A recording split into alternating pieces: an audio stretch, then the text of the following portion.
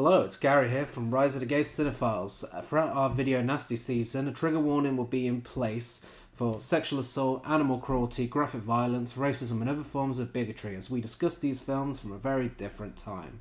It may not apply to all of them, but it's best to keep the trigger warning here just in case. Enjoy the episode.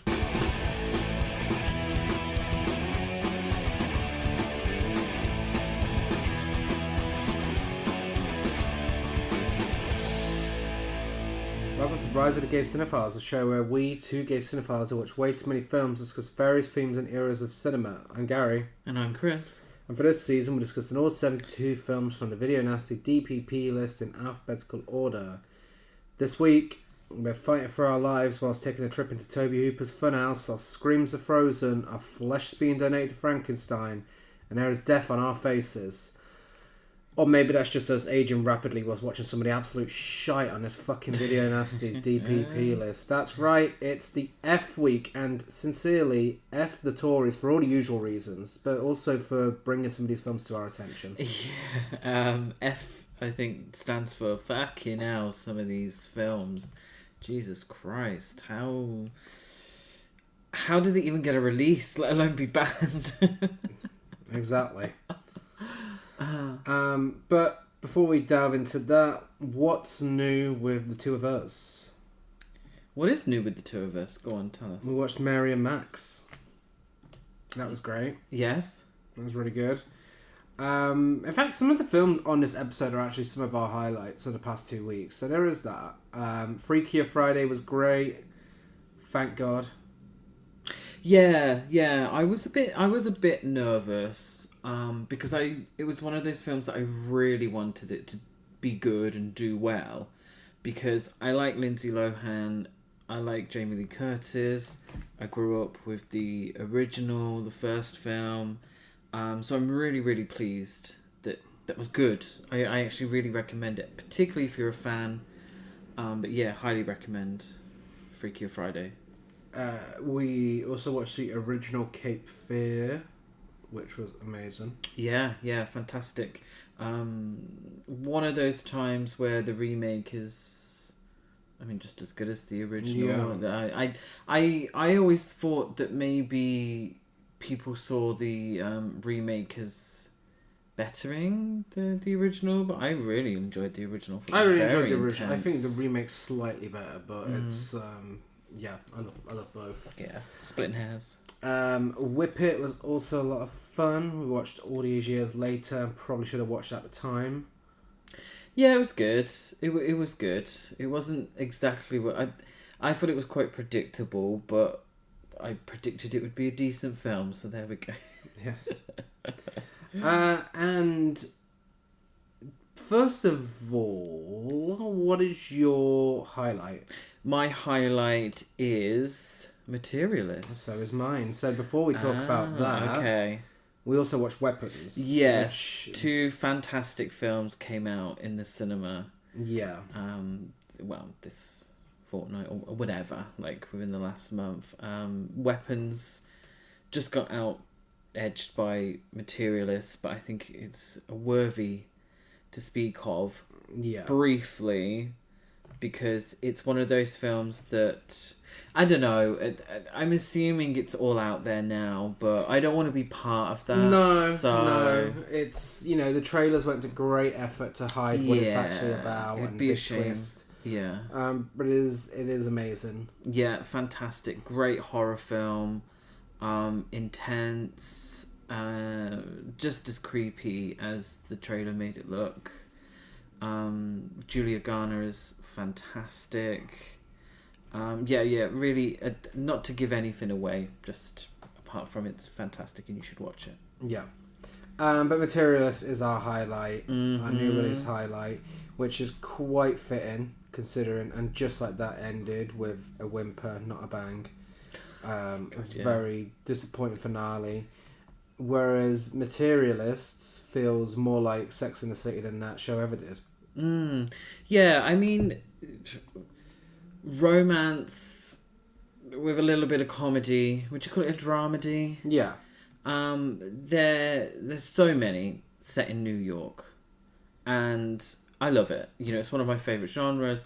I love a film that's set in New York, and this totally lived up to it. Yeah. And I actually thought it had a lot to say, a lot of very interesting things to say about dating, body image, love. I thought it was great. Really, really loved it. Celine's song hit it out of the park again. Mm-hmm. People have been mixed on it. I don't think it's for absolutely everyone, but I really fucking enjoyed it. Absolutely. I had a great time with it. Celine's song is a genius, and if they bring back And Just Like That or Sex and the City, just give it to her. Yeah. Yes. Yeah.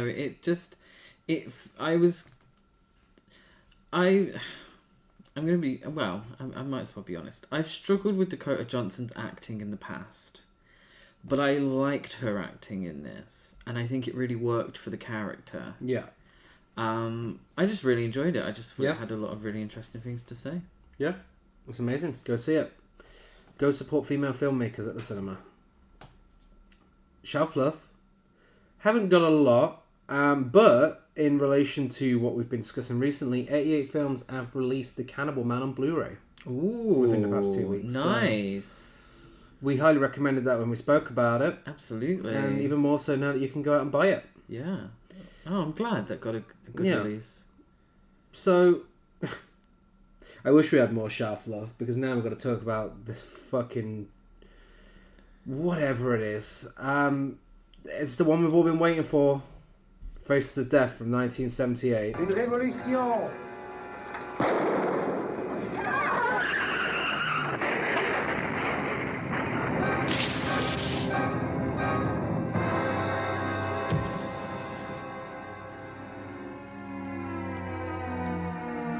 If you have never thought about death, it's time you started thinking. Faces of Death. Now a major motion picture. AKA transliterated from Greek. Man, this beast. 1000 Faces of Death. Junkyard Tragedy. Faces of Death. Junk 1. Or the original Faces of Death. I think Faces of Death is a great title for a film. I've got one more. Okay, where which it might was be it. just known as Junk. That's my favourite title. Oh, okay. Because it perfectly describes the film. The Man, this beast, though, that's a Man, close this second. beast. That's me whilst watching it. Written and directed by John Alan Schwartz, starring Michael Carr, Samuel Berkowitz, Mary Ellen Brighton, Thomas Noguchi. Premise: a collection of death scenes ranging from TV material to homemade Super 8 movies. I'm excited for this. Throughout history, one thing has remained true. We will all eventually die. Through both real and fake vignettes, Faces of Death invites the viewer to look deeper at the hows, whys, and whens of becoming unalive, as the kids say nowadays. But the question we are ultimately left to ponder is, could death really be any worse than having to sit through this turd of a film? So true. So true. I mean, it was unsurprisingly prosecuted. Yes. Yeah, it's fucking grim. Yeah, it's grim. But worse than that, worse than any of the fates suffered in the film, it's fucking boring. And it's disguised as an intelligent, thought-provoking documentary. It's not. It's not. It's just trash that it exists to shock you. That's it. Yeah, so There's no other purpose to this film. It's based on sort of the Mondo films, which we haven't watched a lot of. Thank God. Yeah, a lot of the Mondo films, from what I can gather, are quite racist. But it's documentary filmmaking, but it's exploitation as well. And look how weird the world is, and look how awful things are. And it tends to lean into... aren't these foreign countries so weird with their rituals and their traditions, and aren't their people awful, and that's where these films tend to lean into, and this one does it to a certain degree, but it focuses mostly on gruesome deaths. Yeah. It's rotten.com. It's edgelordy kind of stuff. It's so edgelordy. But it has the cheek to pretend it's doing something else. Yeah. There's a hell of a lot of animal cruelty in there, which a lot of it is apparently taken from actual documentaries, you know, of like farmers and such. And so these are real things that happen. It's not like the cannibal films where it's all set up for the film. Yeah. But it still comes across cruel and just really tacky. Yeah, I mean, 60% of the film's runtime consists of real stock footage of accidents, suicides, autopsies, war atrocities, the Holocaust, and animal killings. Yeah. The other 40% contains deaths that have been proven or admitted as staged. Yeah. For all of the film's embellishments and fakery, the segments showing the gruesome after. To give you an example of what you get to see here, the gruesome aftermath of a female cyclist run over headfirst by the drive wheel of a semi-truck was very real and called from medical examiner footage, and is thought to be the most revolting scene by the authors of a book on Mondo Films. It is. It is, and absolutely. it's proven it was a male cyclist. Yeah.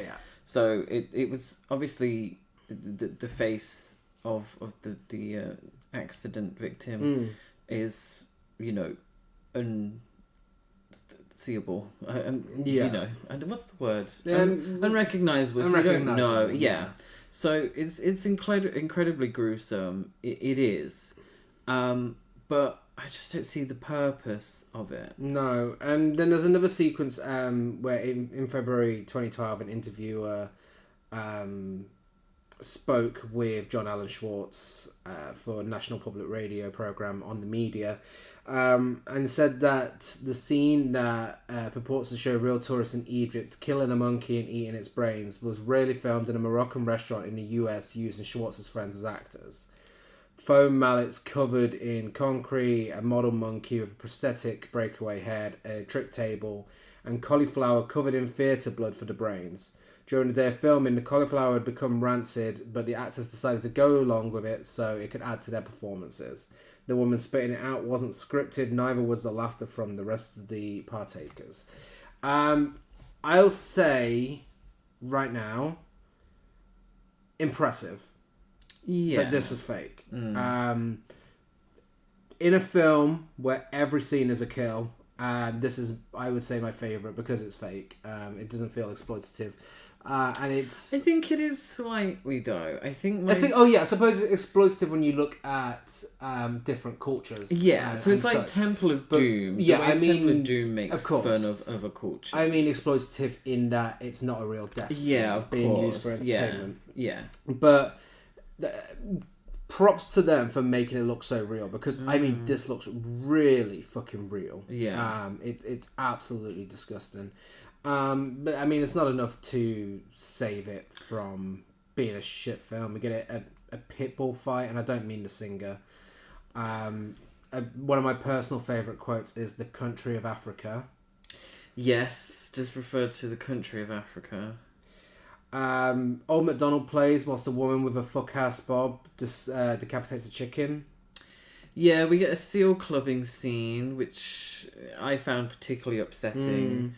I'm not sure why they chose James Bond-style music over the top of it. The music doesn't make any sense. But the music doesn't make any sense. The points that we go to with the narration sometimes don't make sense. I mean, there's one part where he's giving you advice on what you need to leave money for in your will.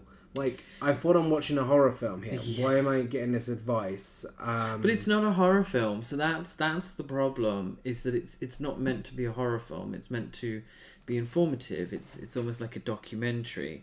You know, there's a part that's what they want me to think. There's post-mortem on a murder victim, and I found it quite interesting, and that's subject matter and quite informative. But they make it so dull. Yeah. Just like the narration is so boring. It really is. And we've picked out some scenes, and every scene is a death, like Gary said. But the bits in between, the sort of surrounding parts of it, are just incredibly dull. Yeah. Really fucking tedious and boring. Like there's a decapitation that is quite graphic and really quite grim. Mm-hmm. But obviously it only lasts a few seconds. So each of these deaths is really only a few seconds, and it's like, oh, you know, how cool. You know, that they've staged this in that way in the special effects. But you got to make everything else interesting, or you've only actually got a 2-minute film. Mm-hmm. And that's where it fails for me. Yeah, it's just unnecessary with its runtime as well. 105 minutes. And I found personally that, as with disturbing films in general, it's easy to become desensitized to them over time. But with this film, I became desensitized to it over its fucking stupidly long runtime. You're halfway through, and you're already shocked.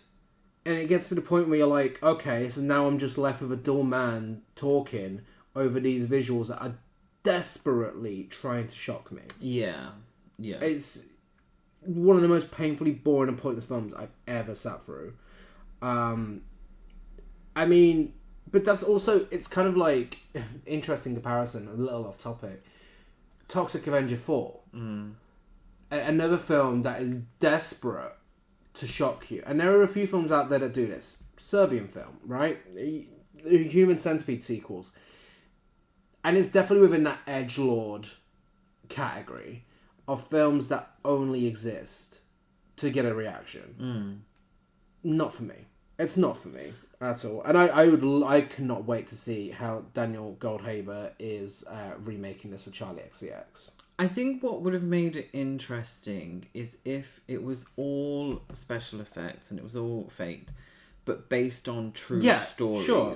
That would have been interesting. And it had none of the could it be that cancer is a man-made disease bullshit running throughout. What I actually think it reminded me of, and it was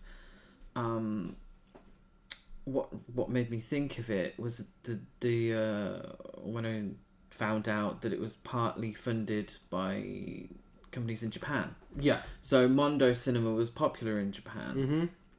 And so they wanted to finance one that was based more around death and more violent in nature. And it reminded me of a lot of the Japanese films that we love Japanese cinema, but we really struggle with Japanese extreme cinema.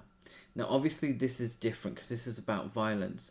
But the pink cinema that we've watched, what was it, the Guts trilogy that we watched, we found them incredibly tedious because you had your big moments, but the parts in between were incredibly dull. Yeah. And it really reminded me of that. And we've not seen him. We've not seen any of the guinea pig films, but I feel like the guinea pig films are going to be like this. Yeah.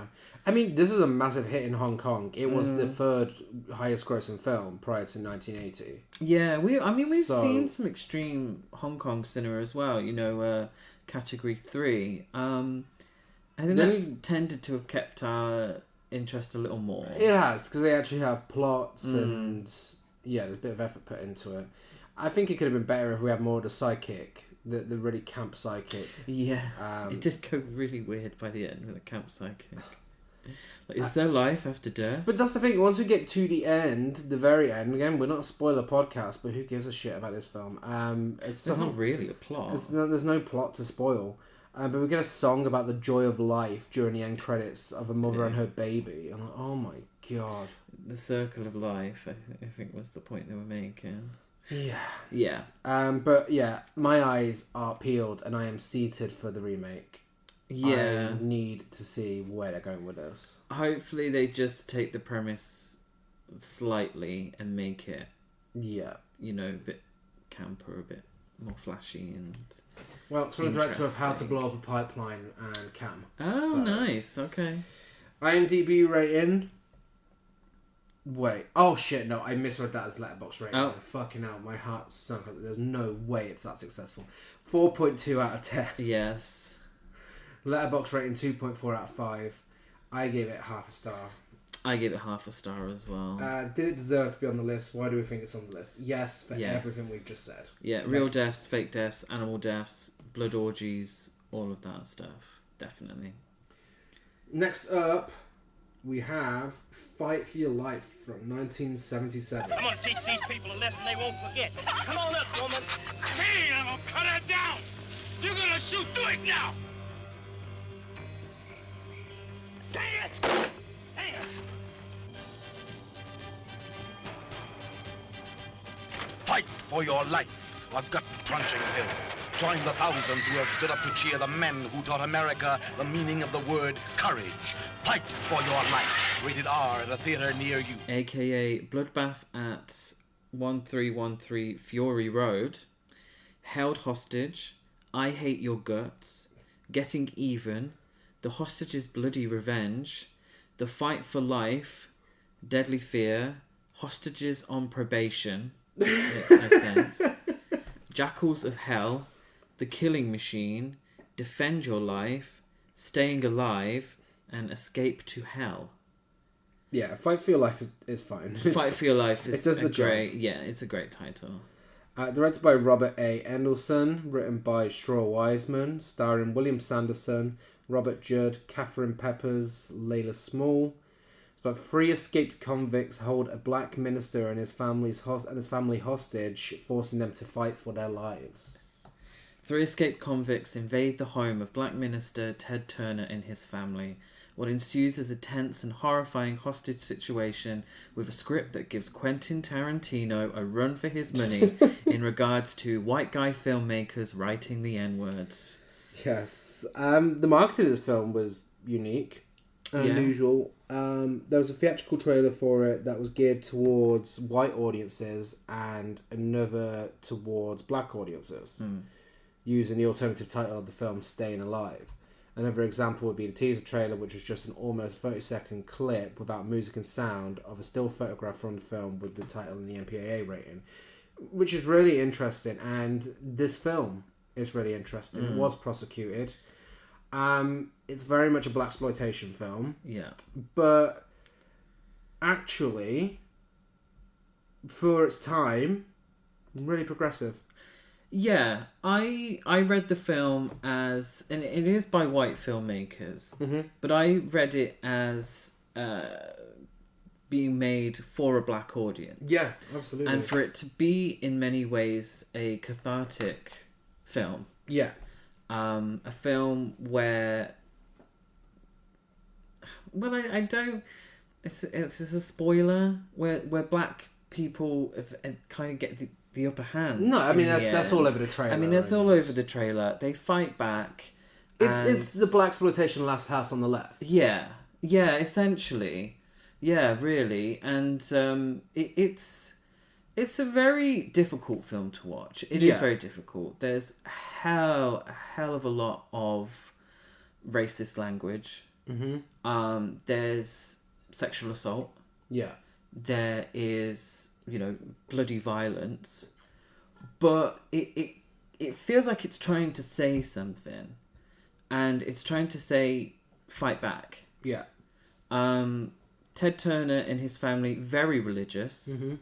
For the majority of the film, they do believe in turn the other cheek.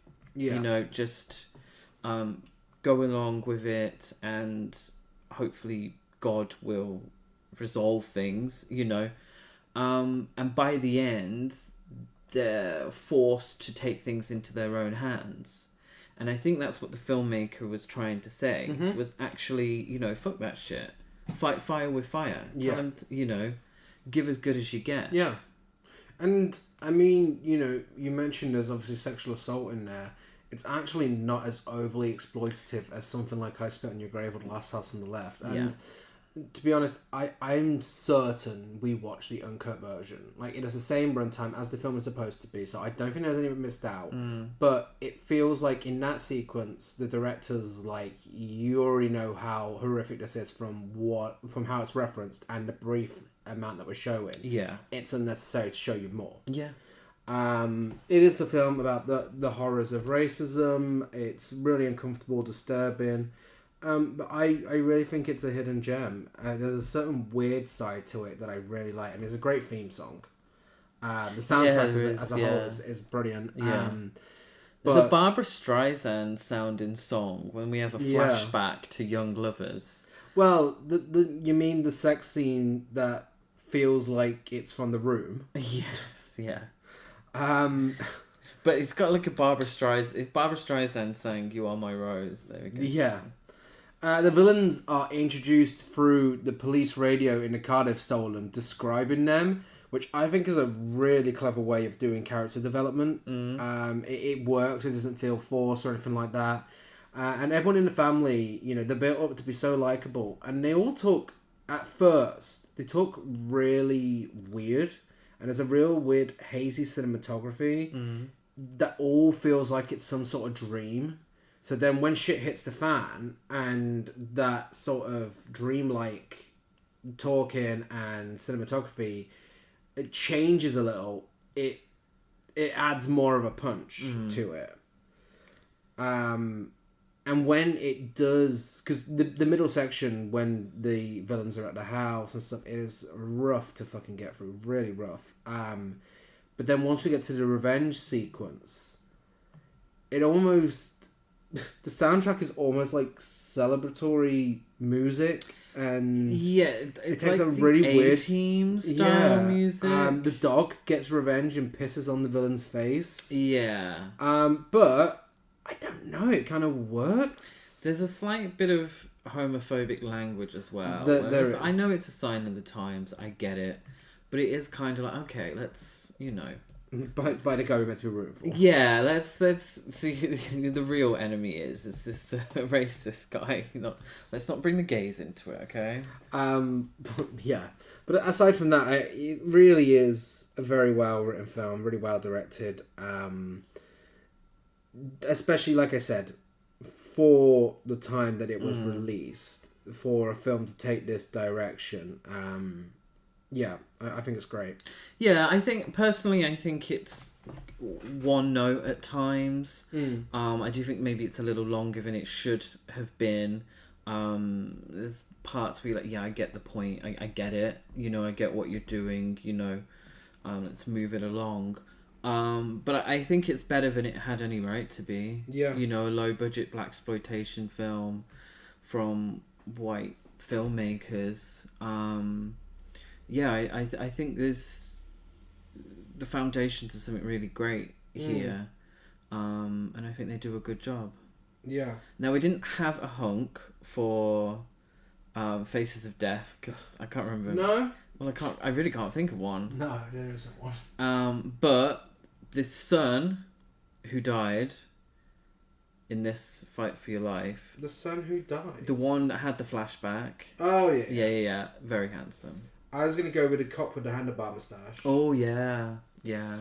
And for best kill, I'm not going to say who it happens to because of spoilers, but the gunshot to the neck has a fantastic practical effect.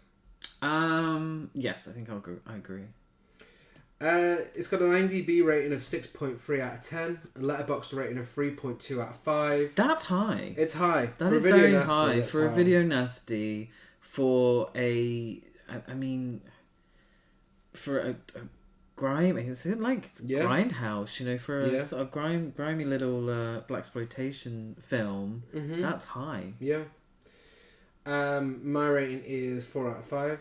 3.5 out of 5. Did this deserve to be on the list? Why do we think it's on the list? This is one of those films where the deserve word makes it difficult because actually, this film deserved to be out there and people deserve to see it. Yeah. For what it's trying to raise awareness for. But we know obviously why it's on there. A villain literally puts a gun to a baby's head. a child Yes, is graphically beaten to death. Almost every slur ever created is used, and there's implied sexual assault. Yeah, So, but it's I think the reason, because it's not out here in the UK still. No, I don't think anyone's tried to, or if they have, it hasn't succeeded. It's the relentless racist language. yeah. That's why it is pretty relentless throughout It the is. whole film. Yeah. So next up, we have Flesh for Frankenstein from 1973. Andy Warhol's Frankenstein, rated X, is here. Walt Disney's turning in his grave. Newsweek magazine says Andy Warhol's Frankenstein is a perversely fascinating movie. Very bloody. Gory. It was a trip. Playboy says swooping bats, severed limbs, human entrails, a hideous decapitating gadget, and some well-turned breasts and buttocks are among the treats that slither off the screen. Yeah, I think it's a type of movie I've never seen before. Sickening. I think it was an excellent film. Judith Christ in New York magazine says Andy Warhol's Frankenstein has some very funny things going for it. If you like Andy Warhol, you like Frankenstein, you like X-rated movies, you like it's freaky movies, a really freaky movie. Andy Warhol's Frankenstein from Bryanston Pictures, rated X, under 17 not admitted. AKA Andy Warhol's Flesh for Frankenstein. Yeah. Frankenstein. Andy Warhol's Young Frankenstein, which makes no sense because that was a comedy. The Devil and Dr. Frankenstein. Up Frankenstein. Meat for Frankenstein. The Monster is on the Table, Baron Frankenstein. The Frankenstein Experiment, and Frankenstein in 3D. I mean, Up Frankenstein is amazing. Up Frankenstein. Andy Warhol's Flesh for Frankenstein, I think, is probably my favourite. Yeah, I mean, I'd go with just love Andy Andy Warhol's Warhol. Frankenstein. Yeah. I think it is really great. Yeah, it makes sense. It's written and directed by Paul Morrissey. Fun fact, when I was younger and getting into horror films and found out this film existed, I thought that was the Morrissey. Oh. I'm an adult now and I realise it is not.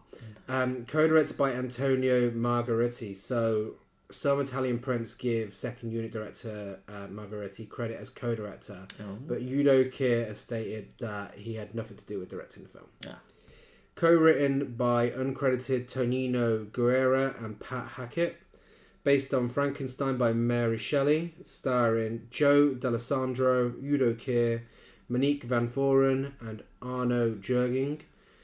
And it is about Baron Frankenstein who creates two zombies, one male, one female, planning to mate them in order to create a master race. Through sex, violence, gallbladders, and a fuckton of camp and cuntiness, Flesh for Frankenstein answers the age-old question of how can we make the Frankenstein story even gayer? Yes, and it succeeds. Yes. Probably why it was prosecuted. This is amazing. It's absolutely amazing. It's everything I wanted it to be. Yeah.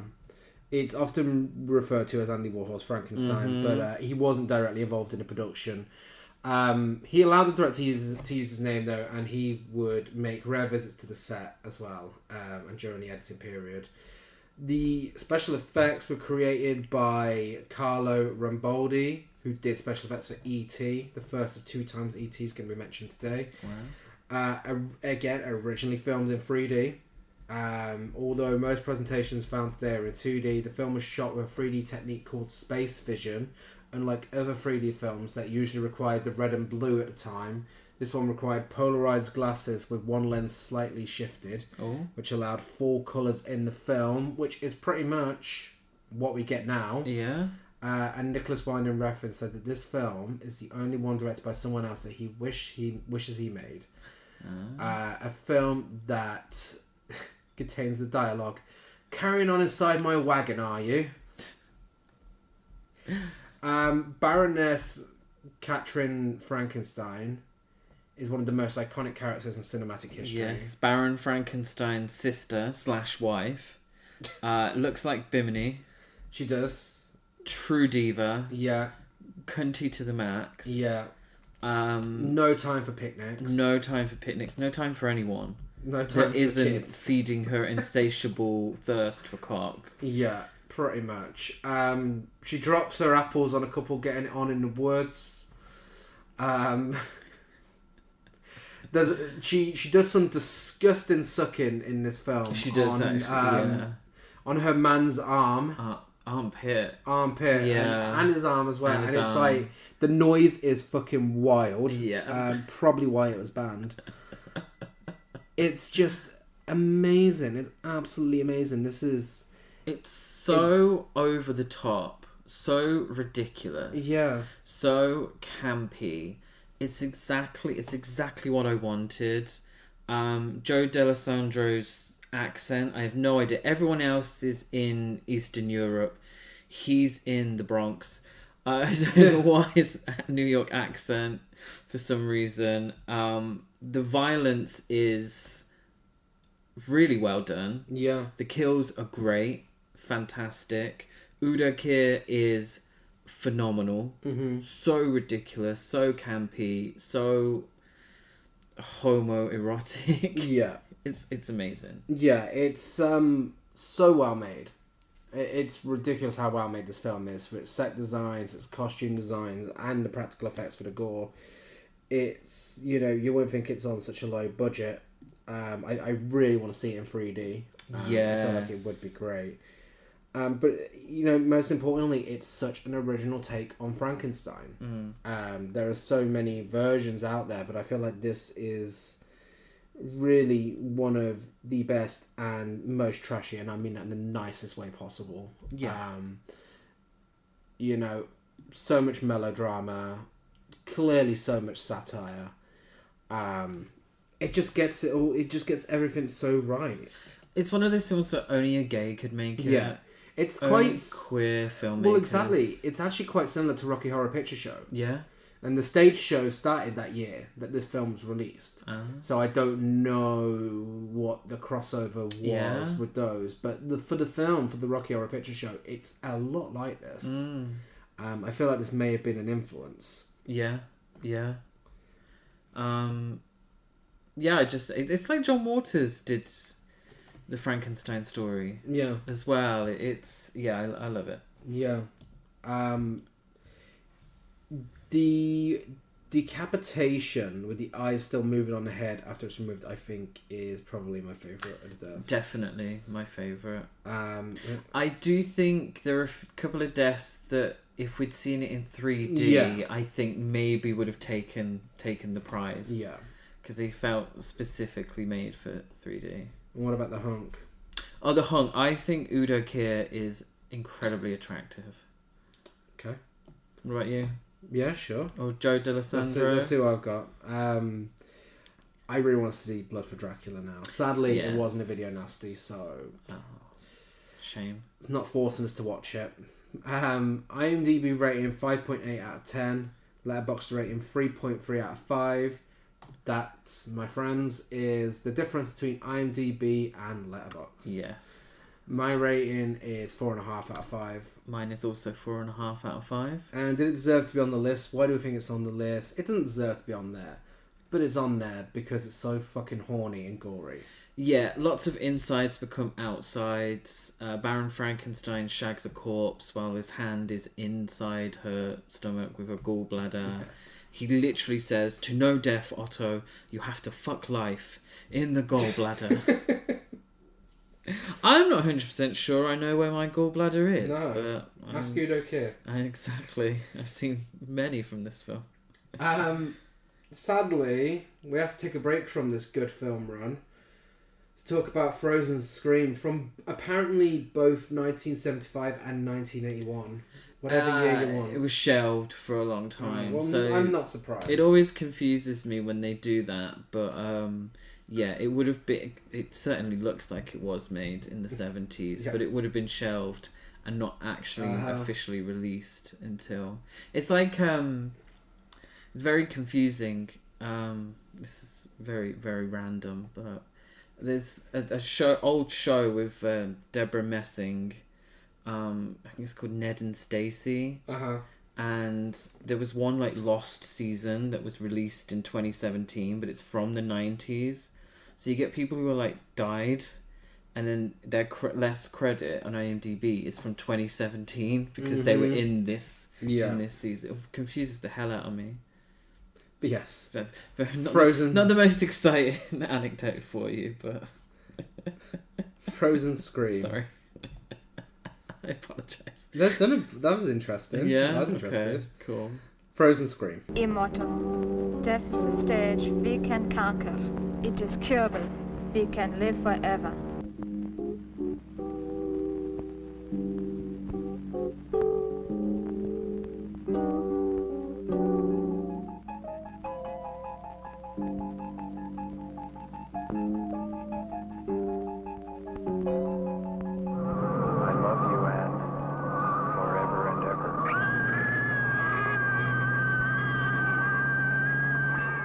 AKA Night of Terror. That's it. That's it. That is it. That is it. Doesn't even have the decency to have multiple titles. No. My favourite is Frozen Scream. Frozen Scream. Like, genuinely, there is nothing interesting about this film apart from one woman that we will obviously talk about. That is a goddess to you, by the way, not a woman. Written and directed by Frank Roach. Women are goddesses. This woman in particular. Co-written by Doug Ferrin, Celeste Hammond, Michael Saunier, and Renee Harmon. Starring Renee Harmon, Lynn Kokol, Wolf Muser, Thomas McGowan. And apparently it's about mad scientists turning people into frozen zombies, and the zombies wreak havoc and kill people. Yeah, I haven't got a fucking clue what Frozen Scream is all about, to be honest. Something about souls and zombies. All I can therefore say is Frozen Scream, more like Frozen Yawn. Am I right?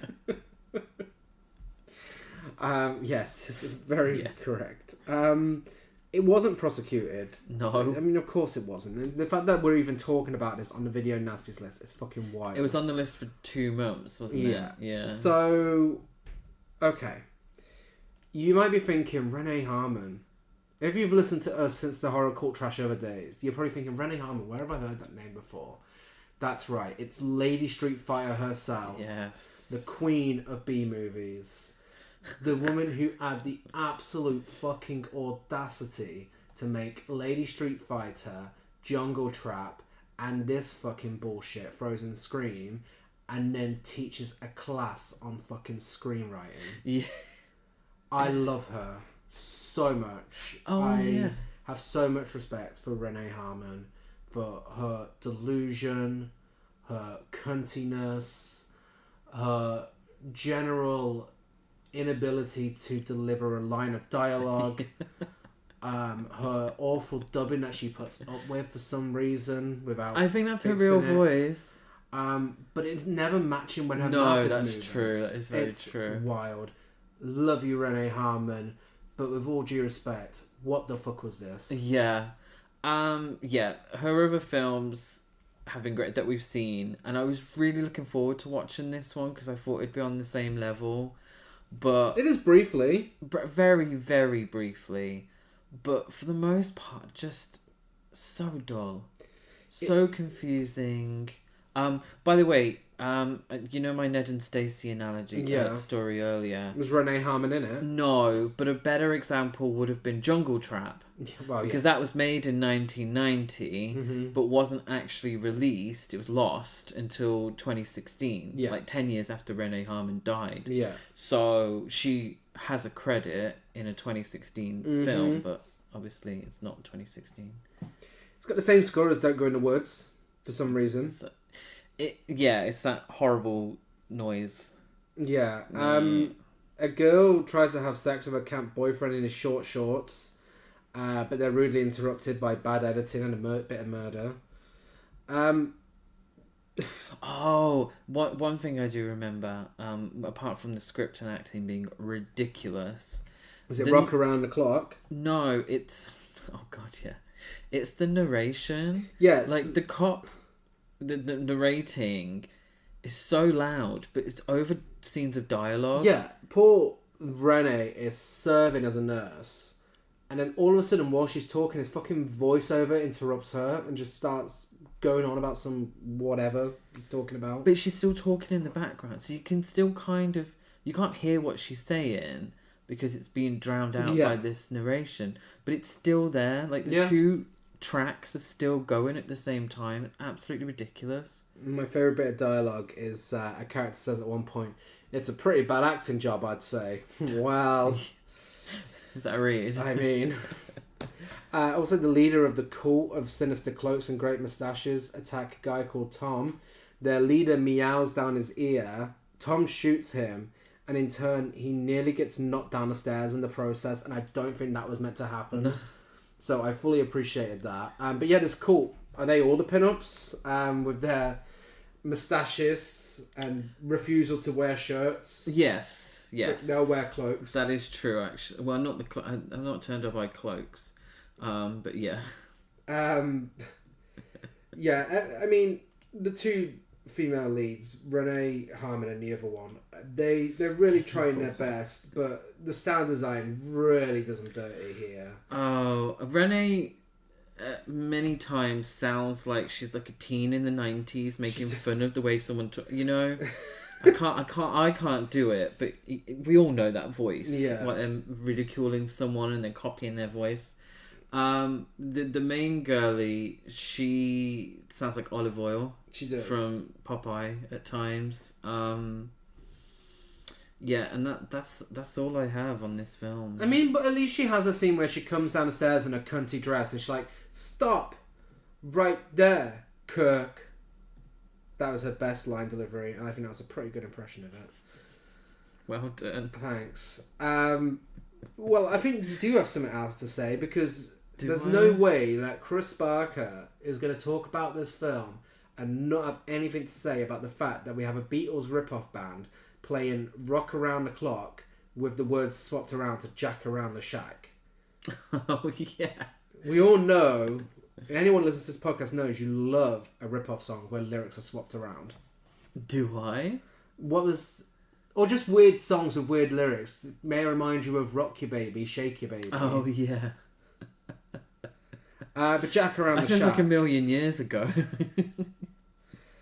Jack Around the Shack. Yeah. Yeah. What about the couple dancing to it? They do a spin and a backflip. They were really going. They were living their Strictly Come Dancing Benson lives. Yeah, Benson.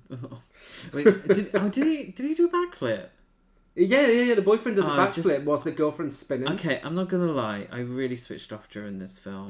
We did watch it. We would never speak about a film on the podcast that we hadn't seen. But fuck me, I was so bored at the tedium on display in this film. I genuinely must have switched off. But I do remember Jack Around the Shack. I do. Of course you do. How could you forget? Honestly, the needle to the eye that happened, again, I'm not going to say who, and I don't even know who. Who cares? The needle to the eye in the final seconds wasn't even a kill, but it's still automatically my favourite kill. I mean, there's not much better on offer. Yeah, I agree. I can't remember. I should have written more notes. I think I literally. But what can you write? What can you write? Nothing fucking happens. This film. I do think I fell asleep. No, Faces of Death. I nodded off a little bit. Didn't I? Yeah. It's a handful of. Is that unprofessional to admit? It's a handful of camp, so by the good moments, and then the rest of it is just a chore. The very small amount of campiness. None of it makes any sense. It's absolutely unnecessarily baffling for a fucking zombie film. It's a load of shit, and even Renee can't save it. It's the epitome, I think, of one of those films that if it wasn't on the Video Nasties we wouldn't know it exists. We wouldn't. Maybe we would because it's Renee Harmon. Maybe. But I think generally speaking, it would have been completely lost to time. Yeah. If it wasn't on the Video Nasties list. That's true. I don't know if it has any kind of home media release. In America, I think. Maybe. The AFGA... AGFA. They do. Why do I always get that wrong? I always get the wrong way around. Well, they've done Lady Street Fighter, and go and watch that instead. And Jungle Trap. Yeah. So they might do Frozen Scream, but... I'm sure it has some wonderful extras that would be very interesting if you're a Renee Harmon fan, so we might have to buy it if it gets released. Yeah. IMDb rating is a ridiculously high 2.9 out of 10. Ooh. Letterboxd rating is a ridiculously high 2.5 out of 5. My rating is 1 out of 5. And the only reason it's not half a star is because of Renee Hartman. Yes, 1 out of 5 for the campiness that Renee brings. They just deserve to be on the list. Why do we think it's on the list? No, and I have absolutely no fucking idea. No, there's no reason why this was on the list. I don't know if somebody got confused. Someone in the BBFC got it mixed up with another film, or they just... I mean, the blonde girl, whilst Went chanting love and immortality, she does like a naked dance. Is that enough? No, I don't think that's enough. It's sex and violence together that's the issue. Yeah, fuck knows. But at least we never have to watch it again. Yes.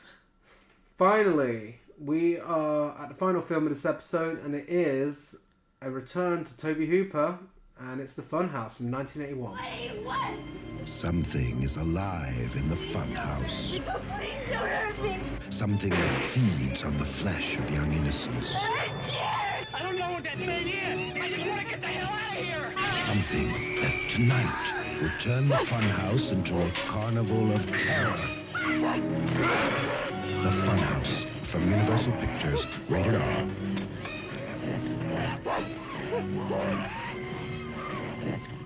AKA Carnival of Terror.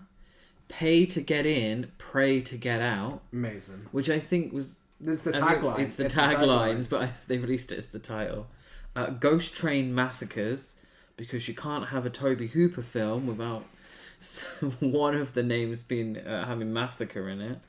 Waxworks, The House of Horrors, Ghost Train, The Cabinet of Horrors, The Tunnel of Terror, Accident at Luna Park, Funhouse, Carnival of Terror, and House of Fear. Yeah, I mean, 2 for me. Pay to get in, pray to get out. It's amazing. Also, Ghost Train Massacres, because what they go on in this film is actually a ghost train, not a funhouse. That is true. Ghost Train Massacres is I like Ghost Train Massacres. I mean, pay to get in, pray to get out. Yeah. It's fantastic, but that's why it's the tagline. Yeah. It's a bit of a mouthful, isn't it? Exactly. So, Ghost Train Massacres. Yeah, directed by Tobe Hooper, who directed Eaten Alive, obviously, and Texas Chainsaw Massacre. Eaten Alive we discussed on the last episode, I believe. Written by Larry Block, starring Elizabeth Berridge, Cooper Huckabee, Largo Woodruff, and Miles Chapin. It's about teenager Amy Harper, her boyfriend Buzz Dawson, and their friends Richie Atterbury and Liz Duncan, who visit a local carnival for a night of innocent amusement, but soon witness a fortune teller's murder and find that the exits are locked. Ooh. The Funhouse is the story of poor Amy and the trials of being a young woman. Her date is a handsy prick, her brother's a perv, and her parents are arseholes with drink problems. Her best friend isn't too supportive either, and will always put misters before sisters. The carnival workers end up doing her a favour. It's true. It wasn't prosecuted, and I have a fair bit of trivia for this one. So, in the UK, it was obviously prosecuted as a video nasties a few years after its release, but with no success. As the film was considered fairly tame by critics, it was speculated that the attempted ban was simply due to a mix-up with the film The Last House on Dead End Street from 1973, which had the alternative title The Funhouse. Yeah.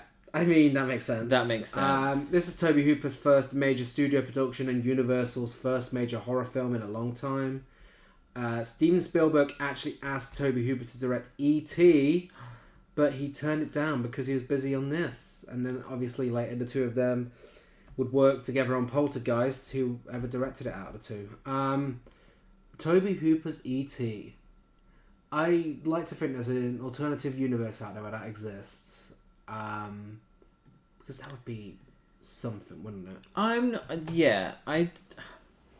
My thing is, and this is the last time we'll talk about Tobe Hooper for Video Nasties. I believe so.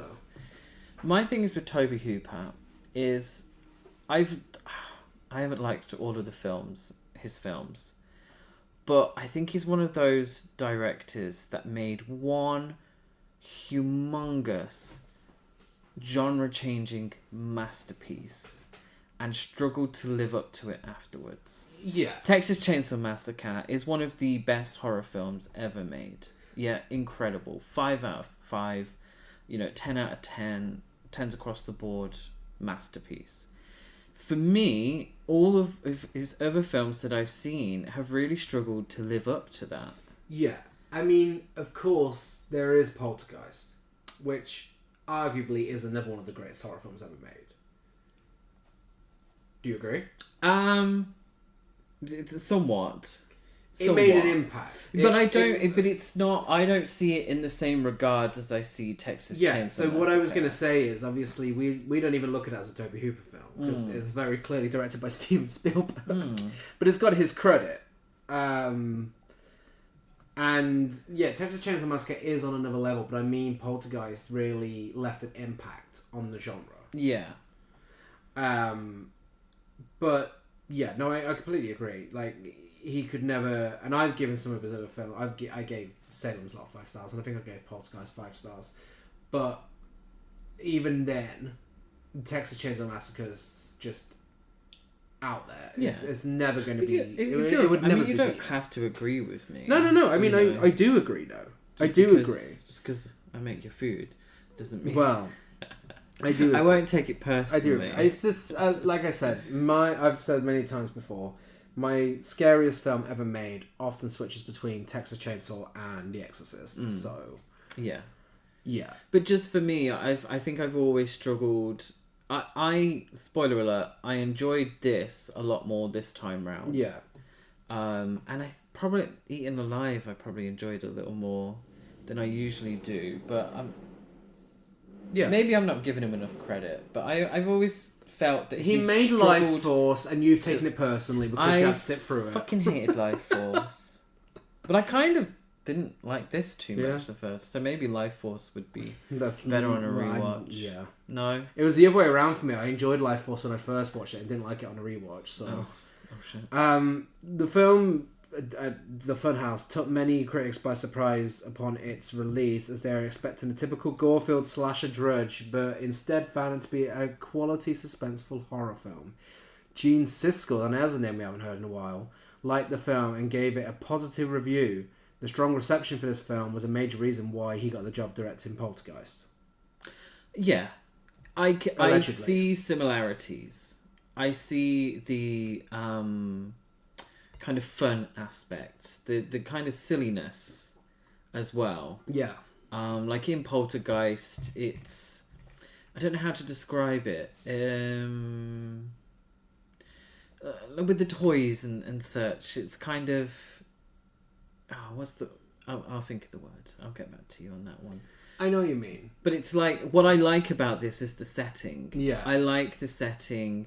I like that some of the scares are kind of silly. Yeah. The ghost train, the things popping up and such. Yeah. It's very universal horror at times as well, because this ghost train brings up those images and has the whatever fog machine and has the lightning and the thunder. And there's loads of references to Universal monsters here as well. Yeah. Rick Baker, Oscar winner Rick Baker, did the special effects. Does a great job of them. After viewing the rough cut, the first cut of the film, the filmmakers didn't think it had a strong enough opening. We'll talk about the opening shortly. Producer Mark L. Lester and others first suggested reshooting completely new opening scene, which would have Gunther attacking and raping some teenage girl inside the funhouse whilst it's in another town, despite the fact that the original script was already changed to remove similar scenes of sexual violence. Instead, they decided to simply add more to the opening, which was already in the film, by making it more suspenseful and tricking the audience by making it seem like it's another Halloween-style slasher. Interestingly, even the opening in the film was changed during rewriting, possibly due to implications of incest, since originally the scene would have had more nudity by Liz, and instead of dressing up and scaring her, Tim would just sneak up and watch her showering. Okay, I mean, both of those. What are you thinking, guys? Come on. What is wrong with you? It's weird. It's really, really weird. If any film does not need sexual assault, this is definitely the one. Yeah. Come on. It's a throwaway slasher film. I mean, it's a good one, you know, on this watch, but ultimately it's a throwaway slasher film. Yeah. It hits all the sort of moments that a slasher film hits. Completely unnecessary. Yeah. Completely unnecessary. I mean, the ending was also almost different as well. So the surviving character goes home to find their parents all ripped to pieces. Gunther jumps out of the parents' closet. The screen cuts to black, etc. Which actually, I think, sounds like a fun ending, but I kind of like the way it ends. Yeah, I quite... It's almost like a quite a downbeat ending, really. Yeah. Like, it's understandable, because whoever's left has been through a hell of a time. Yeah. And it should probably be included on... should probably be included on the cursed films lists, because Tobe Hooper was bitten by a brown recluse spider during filming. Ooh. An accident occurred during filming when a carnival ride carrying several passengers was left on for about 20 minutes to half an hour. The ride, which has several octopus arms that spin around with rotating carriages, normally only runs for about 4 minutes. Oh shit. Leaving people vomiting and yelling out real screams. When stopped, the riders could not walk and were somewhat twisted in their posture and such. An ambulance was called, but no one was seriously injured. Good. But yeah, some spooky facts there for you. Yeah, so let's talk about the elephant in the room. It starts with the pervy brother pranking his sister in the shower. Yes. Really weird. And one of the most memorable things about this film, and a reason that I mix it up with Night of the Demons, because funny enough, it's another 80s horror film with a brother and a sister and a shower. I don't know why this was a thing. Yeah, it was wild times.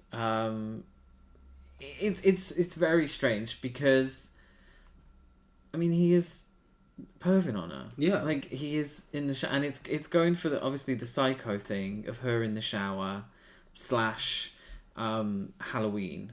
Yeah. But there's no denying that he's, walking in on his sister in the shower and stabbing her with a fake knife. Mm-hmm. Yeah, it's weird. And there's a weird atmosphere in this film. Like, it comes across to begin with that like no one likes each other. Yeah. Like, everyone in this film fucking hates each other, which is a really weird. It's a really weird dynamic. Yeah. And yeah, it's a strange atmosphere, but it adds to like how unsettling the film is. And the film is like Eaten Alive. It's a little sleazy, and it's clearly a trademark for Tobe Hooper. A little sleazy, yeah, weird, unsettling, but also oddly comedic at times as well. So I think this would be a really good companion with Texas Chainsaw Massacre 2. I think tonally it's quite similar. Yeah. We have Sylvia Miles, who is amazing as this, the second camp psychic for this episode, and the better one. Yeah. Sylvia Miles, fantastic character actress. Yeah. Like, really phenomenal. I was reading an interview actually with her the other day, and she's sort of long past now, but she was talking to how she was always paired with Susan Terrell. Like, people always put them together as these character actresses who weren't afraid to do wild, campy roles.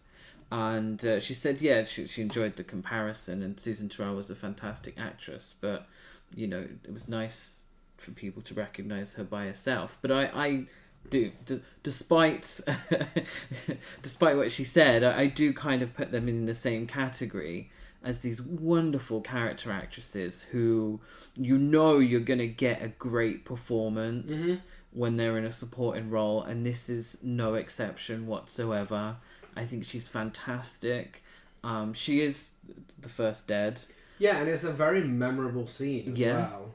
But this is the sort of griminess and the sort of ickiness that Tobe Hooper does bring to these things, because she's a prostitute and the killer, pays her, but he prematurely ejaculates. Yeah. So they don't actually have sex. She keeps the money, he kills her.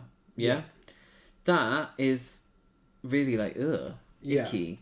But also, like, in a black comedy kind of way, funny. Yeah. It's funny. It's that dark humour. And that is, like Gary said, Tobe Hooper's sort of MO in a lot of his films. It's something that he brings back a lot. And in something like the Texas Chainsaw Massacre, it goes over people's heads because it's such a scary film. Yeah. But he enjoys that kind of dark humour. Yeah, and I think Gunther is it is Gunther, isn't it? The creature monster type guy. Oh yeah, what was? I've been saying Gunther all this time through my trivia and such. I'm certain it is. But either way, the main monster in the film, his makeup and his mask and everything done to create what he looks like looks amazing. It looks so good. But I actually think he's even creepier when he's got his Frankenstein's monster mask on. Yes, yeah, that's true. One thing this film does is promise you a killer clown, and it does not deliver a killer clown. It's a great poster, though. Yeah. It's a very good poster. What do you think to our protagonists? I get, like you said, it seems like they really hate each other. Yeah. And this is one of the things. It's a first date. For his name Buzz and for Amy, so they don't get on the right foot. No. But then her friend and her boyfriend, is it Liz and Richie? They get on well with each other, but don't get on really well with Buzz or Amy. It's a really weird dynamic. And I just found, and because I really enjoyed this film, but the one thing that really bugged me is I just didn't find any of them particularly interesting. No, not even Amy. I think they play up the her being a virgin. So the story is that she's kind of a mousy girl. Yeah. And she comes from a weird family, basically. Her parents fight and argue a lot. Her mum's an alcoholic, and she's this mousy girl who's on a first date with a guy who's kind of a dick. Yeah. But it kind of makes sense, and she has this moment with Liz where she's like, oh, I am a virgin, but maybe not for long. And they start to get it on, and it's interrupted in the funhouse. It's just a weird one because Amy is the one that provides the nudity in the film. If we're talking in terms of slasher films, and she smokes dope as well. Yeah, so it's she kind of goes against the stereotype of the final girl, but she also has other aspects where we're meant to be on her side, and having sex doesn't mean we're not on your side, but if we're looking at it in terms of slasher tropes, then it plays against them. I have, and there's a thing, so for all my sort of film watching history, for some reason there's particular actresses that I have a real affinity for, despite not actually seeing them in too much. Elizabeth Berridge is one of them, and I've only seen her in this, but I really like her as an actress, and I don't know why. I think maybe it's because I felt sorry for her. Maybe I kind of felt a little sorry for the actress. Being young, first role, and kind of having to do the nudity, or feeling like she had to do the nudity. But she went on to star in Amadeus. But yeah, I have an affinity for her, but in regards to the character or the characters, they're not the most exciting. No. Great premise though. I really like the idea of being trapped in a ghost train and with the killer. It's really, I'm surprised there hasn't been done more. Great setting. Like I said earlier, plays into sort of the universal horror style of it. Confusingly, it's a travelling carnival, but there's a basement. Yeah, for some reason. But I like it. It's a seedy kind of film. I quite enjoy that. Yeah, the first time, I don't know why I didn't get it the first time. It was a disconnect. But on this second viewing, I think I went in with different expectations this time. I think you'd mentioned it to me, and the key scene was the opening. Yeah. The pervy brother. Mm-hmm. And I think after that was done, I didn't really have expectations, and now I'm just like, oh, it's a throwaway slasher film, and that's fine. It does it great. My favourite kill is the axe to the head before being sent around on the ghost train cart. I think that's a lot of fun. Oh, yeah. Oh, the when you were asking me about Amy, sorry, just to go back, I do have it in my notes. She is a little bit of a damsel in distress, isn't she? She is actually. Mm-hmm. Remembering. I think I do have an affinity for the actress, but the character, she's a bit, I don't know. I'm not a huge, we're not huge fans of that. We like our Sydneys and our Nancys, don't we? Yes. But yeah, I like the soundtrack. Is that what you said? I was about the kills, but yeah, the soundtrack was the great. kills. The soundtrack was really good. But I was saying the best kill is the axe to the head and being sent around on a ghost train car. Yes, such a cool image. Do you have a pin-up? My pin-up is it's definitely not Buzz. I think just because of the character. I think it is Rich. Richie's a dickhead as well, but yeah, the one with glasses. I like a gentleman with glasses. We know. It has an IMDb rating of 5.9 out of 10. Letterboxd rating of 3.1 out of 5. My rating's a 4 out of 5. Mine's a 3.5 out of 5. Did it deserve to be on the list? Why do we think it's on the list? I mean, we know why it's on the list. They thought it was another film. Yes. But I don't think the opening shower scene and Tobe Hooper directing helps. But doesn't deserve to be on there. I suppose the opening shower scene is the Psycho shower scene. Yeah. Stepped up because there's more nudity. So before we end this episode, we are going to go to our That Could Have Been a Nasty section with a modern film that would have made it onto the list, and in the spirit of the Funhouse, I'm going with Haunt. Yes, and in the spirit of the Funhouse, I've gone with House of a Thousand Corpses. Yes.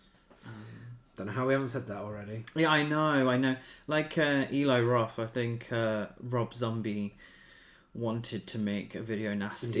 Yes. You can find us on all social media by searching the name of the podcast, and if you could go give us a rate, review, and subscribe wherever you're listening to this, it'll fully make up for us having to watch Faces of Death, and we'd be so grateful. Next week, we are we're not disgusting. We are discussing. We are a little bit. It's been very warm. Well, I mean, wait until you hear the first film we're discussing, then you'll know why that was in my head. We're discussing Gestapo's Last Orgy. Ugh. The Ghastly Ones. Oh. And a trio of house films: The House by the Cemetery, The House on Straw Hill, and The House on the Edge of the Park. Ooh. So we'll be back at the same time, in the same place, in 3 houses, with more nasties in 2 weeks' time. Bye.